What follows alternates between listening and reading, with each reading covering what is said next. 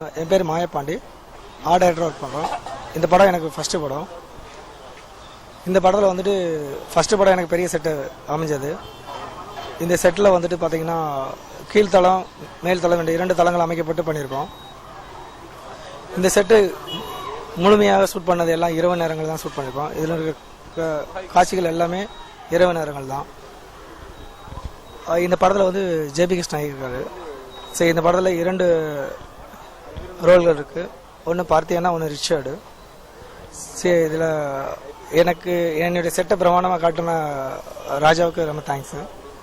சரி, அதுக்கப்புறம் வந்துட்டு ஒரு 5 வருஷம் அசிஸ்டண்டாக ஒர்க் பண்ணிவிட்டு ஒரு 4 வருஷம் பிரேக்கு அப்புறம் வந்துட்டு எனக்கு என்ட்ரி கொடுத்த சேகர் அண்ணனுக்கு ரொம்ப தேங்க்ஸு.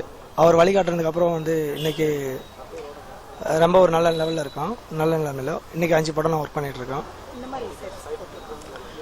இப்போ முழுக்க நான் ஃபஸ்ட்டு படம் செட் ஒர்க்கில் ஆரம்பிச்சிலேருந்து இப்போ எல்லா படமும் நான் செட் ஒர்க் அதிகமாக பண்ணிகிட்ருக்கோம். சரி, இப்போ மெல்லிசைன்ற விஜய் சேதுபதி பண்ணிகிட்ருக்கோம்.